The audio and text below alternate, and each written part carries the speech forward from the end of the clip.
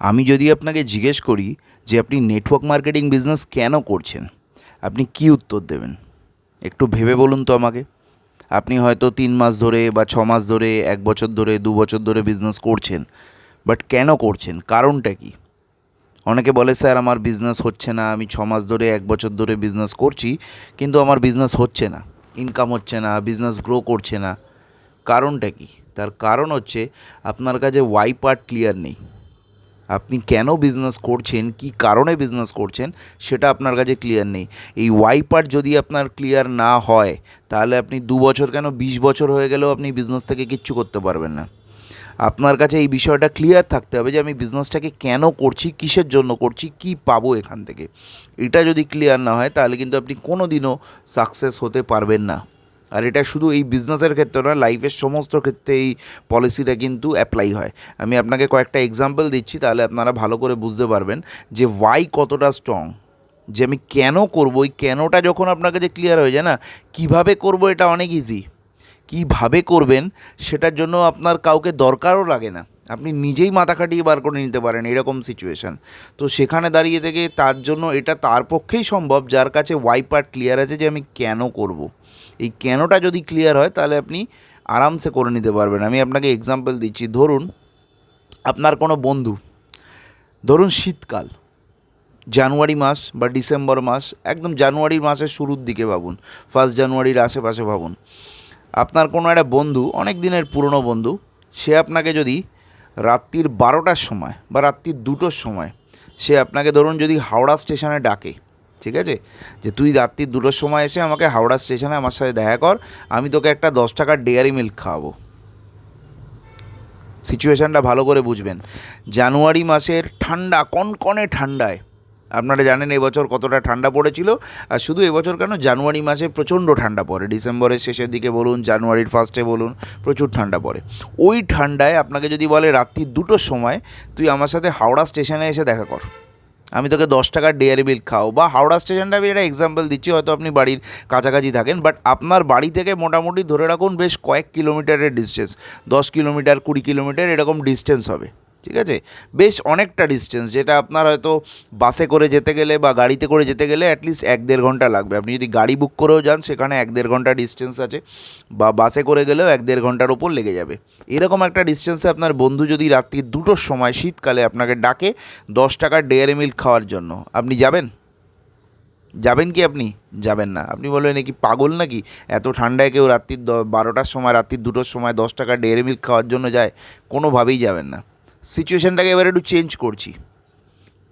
ওই বন্ধুটাই আপনাকে বলল যে তুই রাত্রির 2টোর সময় সেম লোকেশানেই, ধরুন সেম লোকেশান বা হাওড়া স্টেশন যেরকম বললো, আপনার বাড়ি থেকে ধরুন হাওড়া অনেকটা ডিস্টেন্সে, বা শিয়ালদা স্টেশন, রাত্রির 2টোর সময় তুই আমাকে হাওড়া স্টেশনে এসে দেখা কর, বা কলকাতা এয়ারপোর্টে এসে দেখা কর, যে কোনো একটা, যে কোনো একটা, মানে এমন একটা এখানে লোকেশানটা ইম্পর্টেন্ট নয়, মানে লোকেশানটা আপনার বাড়ি থেকে বেশ কিছুটা দূরে, এটা আপনাকে বুঝতে হবে যে লোকেশানটা আমি যেটা বোঝাতে চাইছি, এই লোকেশানটা আপনার বাড়ি থেকে বেশ কিছুটা দূরে, মোটামুটি 1-1.5 ঘন্টা ডিস্টেন্স আছে। সাপোজ ধরুন কলকাতা এয়ারপোর্টে আপনাকে যেতে বললো রাত্রির 2টোর সময়, কি বললো, তুই রাত্রির 2টোর সময় আমার সাথে এসে দেখা কর, তুই যে আমার কাছে 10 লাখ টাকা পেতিস, আপনি হয়তো ওই বন্ধুটাকে 10 লাখ টাকা ধার দিয়েছিলেন কোনো এক সময়, ঠিক আছে, 10 লাখ টাকা পেতিস, আমি তোকে টাকাটা রিটার্ন করব, ওইখানে দাঁড়িয়ে টাকাটাকে আমি তোকে ফেরত দিয়ে দেবো। আমি বিদেশে চলে যাচ্ছি, শিফট করে যাচ্ছি, আগামী 5 বছর আর দেশে ফিরবো না, কবে ফিরবো কোনো ঠিক নেই, অ্যাটলিস্ট 5 বছর আর ফিরবো না। তোর যদি টাকাটা দরকার লাগে, তুই আমাকে অমুক সময় এসে রাত্রি 12টার সময় বা রাত্রি 2টোর সময় তুই আমার সাথে এসে দেখা কর। এবার আপনি বলুন, আপনি যাবেন কি যাবেন না? যাবেন কি যাবেন না? কিছু না পেলে না, আপনি হেঁটে হেঁটে হলেও যাবেন। আপনি যদি গাড়িও না পান, আপনি যদি ট্যাক্সি না পান, আপনি যদি বাস না পান, আপনি যদি ট্রেন না পান, কিছু না পেলে আপনি হেঁটে হেঁটেও যাবেন। কেন? তখন আর আপনার ঠান্ডা লাগবে না। কেন? কারণ আপনার কাছে ওয়াই ক্লিয়ার হয়ে গেছে। আমি কেন যাব? গেলে আমি 10 লাখ টাকাটা পাবো, আমি 10 লাখ টাকাটা পাবো, এটা আপনার কাছে ক্লিয়ার হয়ে গেছে। সেই কারণে তখন কিন্তু আর আপনি ভাববেন না। আগে আপনি সেই ব্যক্তি যে কিন্তু 10 টাকার ডেয়ারি মিল্কের জন্য রাজি হচ্ছিলেন না। আপনি সেই ব্যক্তি যে 10 টাকার ডেয়ারি মিল্কের জন্য রাজি হচ্ছিলেন না। কেন যাব, এত রাতে কেউ যায় নাকি, তাও আবার 10 টাকার ডেয়ারি মিল্কের জন্য? বাস নেই, ট্রেন নেই, কিছু নেই, কেউ যায় নাকি?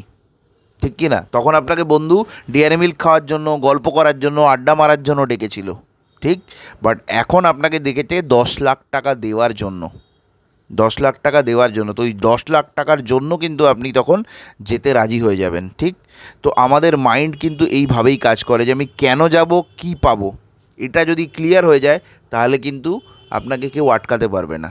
এটা মাথায় রাখবেন সব সময়। এই ওয়াই পার্টটা ক্লিয়ার হওয়া ভীষণভাবে দরকার। ওয়াই পার্ট যদি আপনার কাছে ক্লিয়ার না হয় তাহলে আপনি কোনো দিনও সাকসেস হতে পারবেন না।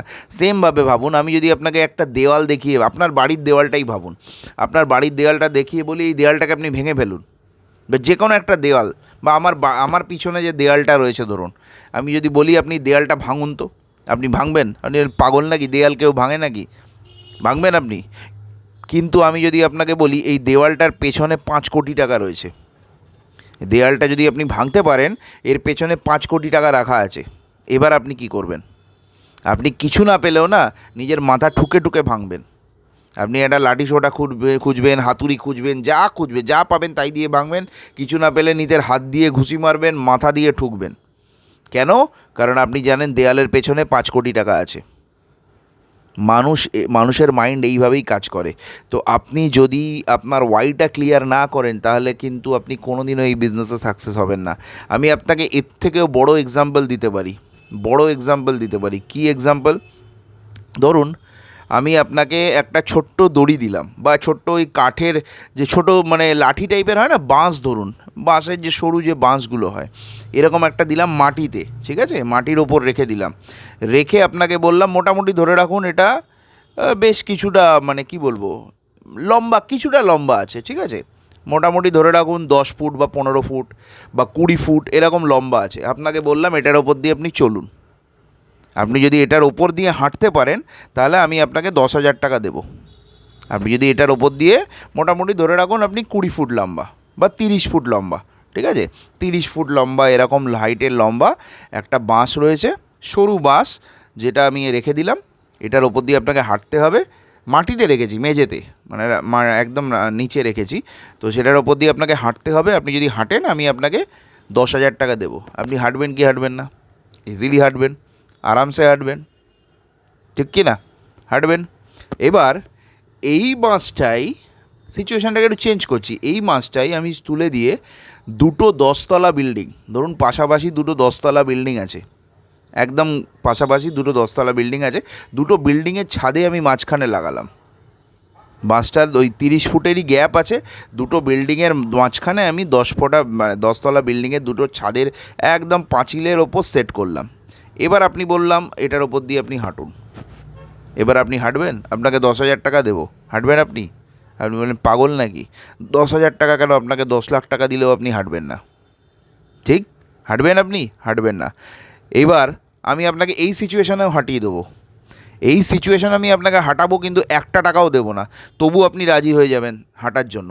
সিচুয়েশানটাকে চেঞ্জ করছি, আপনাকে আমি 1 টাকাও দেবো না, তবু আপনি এখান থেকে হাঁটার জন্য রাজি হয়ে যাবেন যদি আপনি জানতে পারেন যে সামনের বিল্ডিংয়ে, আপনি এই বিল্ডিংয়ে আছেন, সামনের বিল্ডিংয়ে আপনার বাচ্চা ফেঁসে আছে, 2 বছরের বাচ্চা, এবং ওই বিল্ডিংয়ে আগুন লেগে গেছে।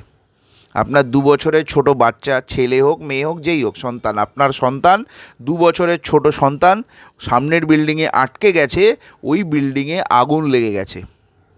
এবার আপনি কি করবেন? আপনাকে 1 টাকাও দিতে হবে না, আপনি তবু ওই বাঁশের ওপর দিয়ে হেঁটে চলে যাবেন। কারণ ইমোশনাল লেভেল আপনার ওপরে এখন, কিন্তু আপনি টাকার জন্য যাচ্ছেন না, টাকার থেকেও বড় ওয়াই ফ্যাক্টর আপনার মধ্যে কাজ করছে যে আমি কেন যাব। এর আগে যে এক্সাম্পলগুলো দিলাম সেটা টাকার জন্য ছিল, টাকার থেকেও বড় এক্সাম্পল কি জানেন তো? ইমোশন যদি আপনার স্ট্রং হয় না যে আমি কেন পাবো, কী পাবো, সেই ইমোশন যদি আপনার স্ট্রং থাকে তখন আপনি তার থেকেও বেশি সিরিয়াসলি কাজটা করেন।